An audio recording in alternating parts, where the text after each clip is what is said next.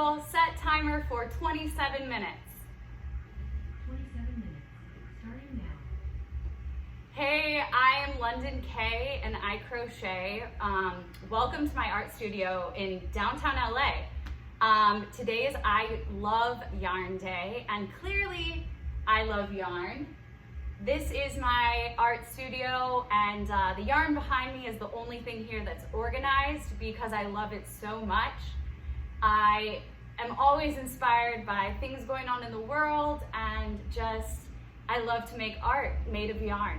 Mainly I yarn bomb, which is when you take crochet or knit and put it in a public space. Most recently, I hung up 3 girls from Clueless wearing face masks, saying cool kids wear masks, and an enormous wave I hung up in Malibu representing the first wave of the coronavirus. It's actually right on the beach, which is so cool. The peace sign behind me, I crocheted when I literally hit the streets protesting this summer with my peace sign. And yeah, I figured something that I would do today is crochet blindfolded, because part of my Intangible exhibit in Dallas, Texas, in my New York City room, looks a lot like what I'm sitting on actually. And the entire thing I crocheted blindfolded. What you hear now is my 3D printer, and I must check on it. Hold on. I'm printing a crochet hook right now. All right, all is good with the 3D printer. I just finished printing a crochet hook. I actually love printing crochet hooks on my 3D printer. I actually got a patent for this hook. I combined all my favorite features into one, and voila. So this is what I'm gonna be crocheting with today. I'm gonna be crocheting blindfolded, and I'm gonna crochet an eyeball. We'll see if I can do it, who knows. The key for this is I have scissors around my neck, and I'm going to lay out all my colors of yarn so that I remember what colors go where. Am I right? So let's see. We're gonna put the blues over here. This is way more blue than I would ever need for this eyeball, but hey, better safe than sorry, right? And then we'll put black on the left. So we have blue, black, and white. No reason for this madness. Simply, I figure I should separate out the blues, or the B's, the blue and the black. I'll separate them out. I am using a bulky weight yarn. Again, way more yarn than one would ever need. And I'm using a 20mm 3D printed crochet hook, a scissor necklace, and a blindfold. All right, let's get cooking. Oh, I'm nervous. Okay, wait, I have white, black, blue, white. Okay, I'll see you soon. All right, so this is a legit piece of fabric. I mean, I can't see anything. I'm gonna try to talk about, yarn related things as I go. So blue, black, white. The center of an eyeball is black, so let's do this. Eek. All right, so I start with a slip knot, and I'm just gonna chain and make a circle. I love crocheting eyes. Eyes have always kind of been my symbol ever since I got started doing this. I started yarn bombing in 2013, and in 2014, my grandfather passed away, and he had just like the brightest blue eyes, and people tell me that that's where I get my eyes from. And he was just so supportive at the beginning of everything I was doing, and his favorite holiday was Thanksgiving. So on the first Thanksgiving after his passing, I crocheted beanies for everyone in my family. On that side, my cousins, my aunts, my uncles, my grandma, my parents, my sister, everybody.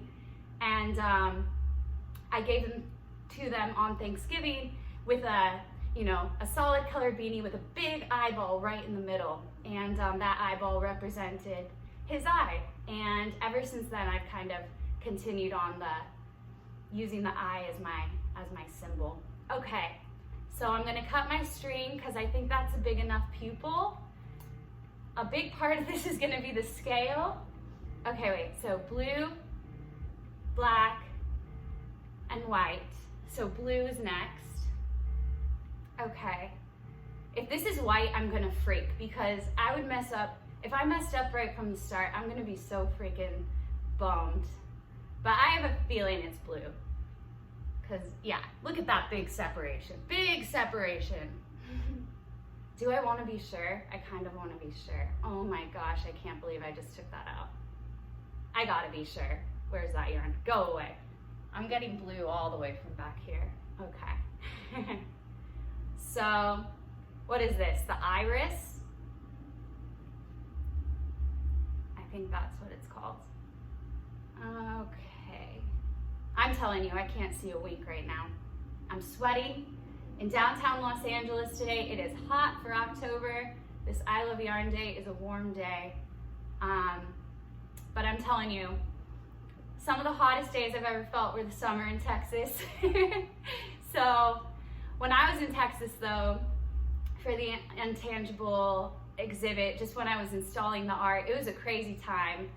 It was absolutely amazing because the Sweet Tooth Hotel this time around is just like filled with so many incredible fiber artists, and that was definitely my favorite part of just this whole project as a whole, was meeting these incredible artists. And back at the beginning of March 6th, I remember specifically, I flew out to Dallas for the artist in residency, where all the artists were there and we were all installing art, and it was so amazing. And we did these fun interviews and photos, and we got to stay at the Virgin Hotel. They put us up for, and we created art for them. And it was just such a wonderful time. But as you probably can imagine, midway through, towards the end of that week, we kind of, started getting instructions on, wash your hands, here's some hand sanitizer, stay apart. And the space, because we had to, just began to empty out. I am one of the 2 artists that had to fly in, and I had planned on staying an extra week after the artist in residency to finish part of my installation. And because of COVID, we didn't know what was going to happen at that time. We still thought that it would open perhaps in April, or there were just so many unknowns. The thing that I did know is I had to get the art done because I was there, and didn't know if I'd have an opportunity to come back. So it was a really interesting time. The Mermaid Lagoon room that I did was the first room I worked on that first week, and it is just filled with incredible memories, and it's the most peaceful place I could think of. But it really is different than the New York City room, because when I was in that space, I was at the Sweet Tooth Hotel pretty much by myself, finishing up this just crazy room of color. But I had on the news the whole time. I was not knowing what was going on. I stopped using Ubers and rented a car. I went from the hotel to an Airbnb, and just there was so much change going on in the world. It's a really interesting memory to connect crocheting the New York City room with the start of COVID reality. And I couldn't be more grateful for Jency and the Craft Yarn Council and the other artists that were popping in that week, because without them, I don't know if I would have been able to finish. Just there was so much going on. The anxiety of it all probably would have gotten to me. So sitting in that New York City room, just making it as beautiful as I could during that time is something I'll always remember. Okay, I've been yapping. I don't know what this looks like. I'm a little nervous because who knows where I changed colors. So I'm gonna have to figure that out, I think right about now. Okay, so I see this is the center, and then this is where I changed color. Okay, I think I need to go around maybe 2 more times. Now the goal for this is also to finish it in 30 minutes, so I should probably get crocheting. but I can totally crochet an eyeball in 30 minutes. However, I know I was talking a little bit at the beginning, so I'm gonna keep my hands moving. I really like to use a big crochet hook in the 20mm yarn because in a 20mm hook, because it makes the crocheting go faster, which is always nice. And specifically for yarn bombing, I think the bigger the better, because when you put something outside in a public space, like sometimes people are on their phone, distracted by what's going on, and they need something big to notice. So one of my favorite pieces that I've ever crocheted was in New York City, and it was a dragon, and it just like sprayed crocheted fire, and probably for about 40 feet, and it was on 6th Avenue and 14th Street, and that fire just went all the way down the avenue, and it stayed up for about 2 weeks, which is a pretty good run for a yarn bomb in New York City on such a public street with so many people passing it every day. But when it came down, what made it so wonderful, whoops, I'm done with my yarn color. Let me double check. What made it so cool was when the piece of yarn when the art came down, people in the neighborhood came back with ribbons saying, "Where is my dragon?" and "Who took my dragon?" And it was just one of the first times that I got to see how art in a public space truly can connect with the neighborhood and become part of the community. And that's why I love putting up street art in my neighborhood, because you can check on it, you can see as people pass by the smiles that it brings. I love yarn bombing for so many reasons, like not only the part I'm doing now, which is crocheting, but I also truly love hanging it up because it's a bit of an adrenaline rush. You go out on the street, I always try to have permission for wherever I put my work, but you put it up on the street not knowing what's gonna happen, and then it's incredible, like stepping back and just like watching people pass it. It's always cool to see who notices first. A lot of times it's the kids that will like run up and touch it, and I think yarn in public spaces has this extra special like touch of nostalgia, because whether it reminds you of a blanket passed down from generation to generation, or a sweater made specifically for you, or a loved one crocheting or knitting at the holidays, it just usually is a very warm and fuzzy feeling when you think of yarn. So seeing it out in like the concrete jungle of New York, or I don't think the streets of LA are quite as, but you see it out in the streets of LA, it is different than just paint on a wall. So I really think people appreciate it a lot. Okay, I'm getting to the point where I feel like I need to change colors to my white, not only due to the size probably being perfect, but also my time. I made this eye much bigger than I expected. So here's our middle, and now I'm searching for that. And then this is the eye. This is fine. I'm gonna do a few more stitches actually. I like things big, remember? The bigger the better. And one of the biggest things I've ever crocheted, oh my gosh, it was a billboard in Times Square for Miller Lite beer. It was 50 feet by 25 feet in size, and it hung up for over 3 months in New York City, through the winter, through the cold, and it was only coated with positive vibes. And it like stayed up. Being that I lived in New York, did not like going to Times Square, but that winter I would go to Times Square, check on the billboard, and make sure that there were no crocheted beer bottles just like sweeping down the street. Luckily, there were not any. It was fine.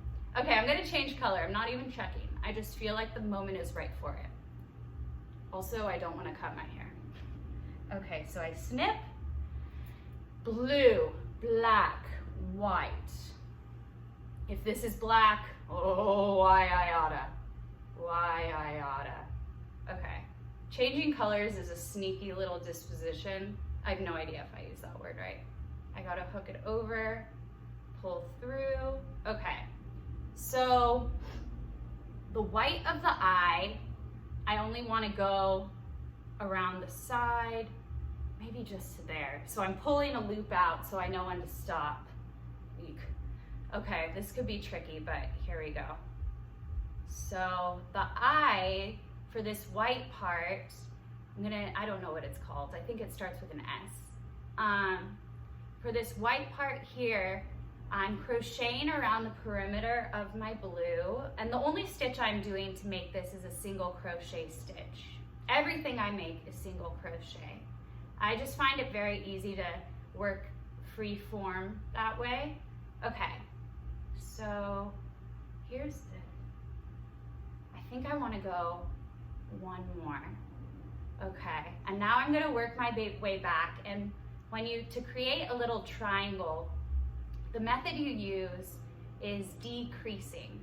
And decreasing is, instead of going into every single stitch across, you skip the first stitch and go into the second stitch, therefore making the number of stitches across the row one less. Okay, I think that is my end. Cha-ching. Now I'm turning and I'm going to work back, decreasing, which means skipping my first stitch, going into my second stitch on my way back. Beautiful, beautiful work. Anybody crocheting along with me at home, really nice job.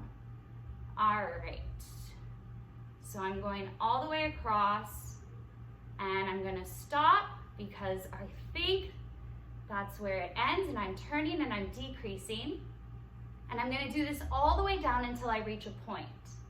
Now, you're saying, London, you're decreasing to make the point, but why did you not explain how to make the circle?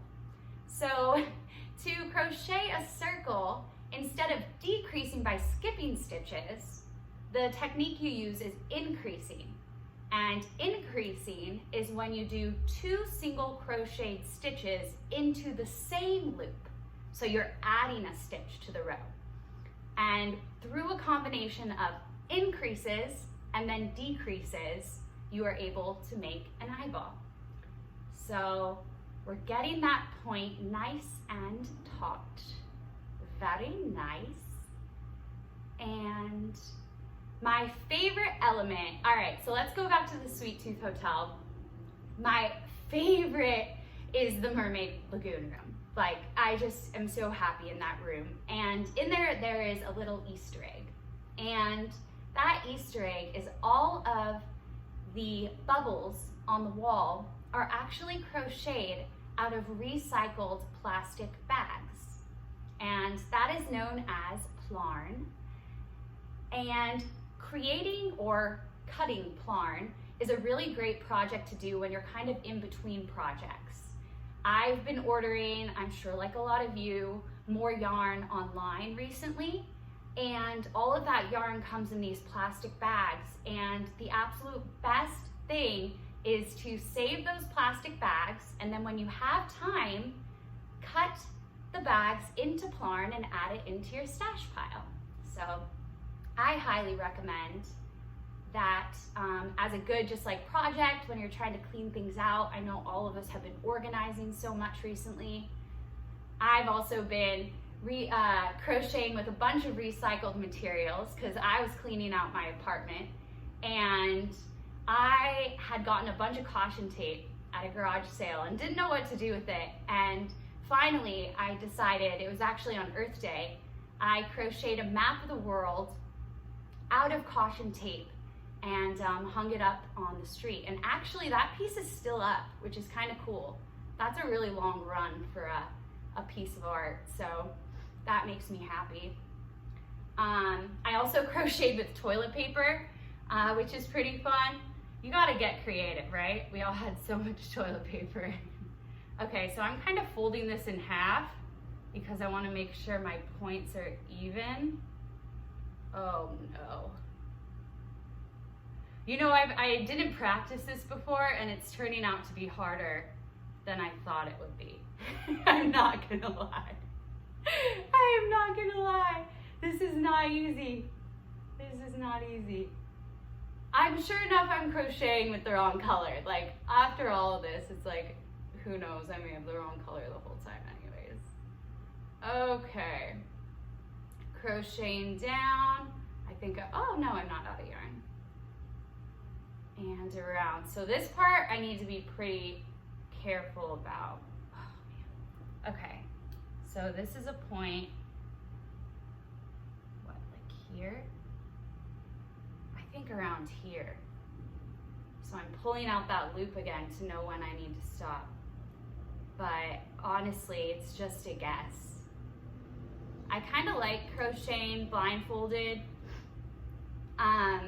because it like lets you figure out your natural rhythm, I guess, or like organically what you like to do with yarn. It kind of gave me my own style, like free flowing and switching and doing, and it's really fun when you don't have a particular shape to make. This is fun too, for sure. I just have a particular shape to make, so I'm being a bit more cautious than usual. All right, whoops, and I lost my hook. That's cool. Okay, and we keep going. And I feel like I'm to my loop. So I'm gonna flip. And I'm almost out of yarn, which is cool. Okay, Google, play Spotify. Sure, here's Spotify. We're just gonna put on a tinge of background music. Probably can't even hear it.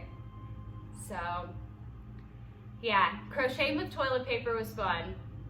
I crocheted a roll of toilet paper out of toilet paper. And I also crocheted with Ethernet cables, blue, black, white. Oh God, this better be white. Okay. Ethernet cables are really hard to crochet with, I'm not gonna lie. Ethernet cables really hurt your hands, so if anybody has sore wrists, some things that definitely help me is I have a roller. It's like a, okay Google, stop. I'm gonna cut the music. Sorry about that. I think it's a little dramatic. It was a very dramatic song. So if anybody has trouble with like their wrists or their hands, I have this roll-on eucalyptus, and it like really cools your forearms, and I love it. I also use this cream called CB2++, which is fantastic. And then if things really get bad, I do recommend you can get a brace for like carpal tunnel. And if you wear that for just like a couple days when you're not crocheting, it makes a world of difference. There are also some like stretches you can do and exercises that we definitely all should probably do more of. This is one of my favorites. Oh, it hurts so bad. Oh, when you roll the wrists. Oh, goodness. And then you go, oh, goodness. It's really, give it a try. You roll them out, roll out the wrists. But crocheting and knitting is technically like something good to do when you have arthritis. So I always like to tell myself I'm offsetting arthritis and all is hunky-dory, eh? Okay, oh, I'm so stoked right now because guess what? We've made it to the tippity top of the side. And again, I know this may not even look like an eye, but in case it does, we're making progress. So now I have to figure out what side has white on it and what side doesn't have white on it. I think this side has white on it. Okay, if a side has double white, sue me. What can I do? I'm blindfolded. So I'm gonna crochet back around here. It's I Love Yarn Day. I can't believe it. Already, October 10th, 2020. I love yarn, yeah. I love yarn. Okay, so working my way back around, and then I'm going to finally switch to the black to make the eyelashes and then punto final, which I am very excited to reveal what the heck I just crocheted. So I'm to the point of switching color, and I'm going to, okay. One side may be a little bigger than another, but that's all right because I sometimes, you look to the left, you look to the right, and there's more white on one side. Okay, to black we go. So, and I keep getting nervous, I'm gonna cut my hair and my scissors. Okay, so I cut. Let's try that again. So we cut, and blue, black. Okay. So another thing I want to talk about is one of my just like favorite things in the world. I do have a book. It is called Crochet with Kaye, where I give you tons of tips and tricks on how to yarn bomb. Off the top of my head, I'm gonna give you what I remember of my top 10 tips for yarn bombing. Number 1, when you have crocheted something for so long and you put it out on the street, okay Google, stop. Guess what? We're at 27 minutes, which means this is speed round, people, and I want to finish these eyelashes in 3 minutes because it's I Love Yarn Day. So some of my tips for yarn bombing: once you put it on the street, you gotta set it free. It's no longer yours, you're making the world a more beautiful place. Number 2, make sure to find a good location and take a good photo because you don't know how long it's gonna be up. So the photo really makes a good, it really is important. Number 4, bring a step stool because you never wanna be too short. What if you gotta reach up really high and you're just like 2 inches too small and it doesn't get up right? So, or wear high heels, that's always good. Number 5, add a tag. I just use a piece of cardboard and write in Sharpie my Instagram and a hashtag, but you do you, baby. Number 6, I think that's all I remember, but that's actually not true. Number 6, smile, because the world needs more smiling. All right, so there's more tips. They're in my book, Crochet with Kaye. I'm so close to finishing here. I am speed demoning these eyelashes like no other, and I think I can do this. I know I can do this. I just know it. So how I do eyelashes is I single crochet across the top, and then I chain up off of the main working piece, and then single crochet back down that chain, and then connect with a single crochet into the original piece of working yarn. Woo, baby! Exercise for the wrists on I Love Yarn Day. Sure enough, these eyelashes are purple. No way they are purple. Unless somebody rolled a purple skein of yarn into my black section over there. But hopefully all looks good. I'm about to cut the final snip. I'm so nervous. Okay, we're gonna cut the final snip. Eek. I'm shaking in my boots. Okay, I wanna show you first. Did we do it? Did we do it? Ah, yay! Oh my gosh. It's an eyeball. Oh my gosh, all the colors are right. I'm like, my eyeballs are literally sweating right now. Oh my gosh, okay. So we made a big eyeball. I can't even properly show it to you, but you guys have been watching me for 30 minutes, so I think you know this better than me right now. But I'm so happy to be a part of the Sweet Tooth Hotel Intangible exhibit. Also just a part of I Love Yarn Day with Craft Yarn Council.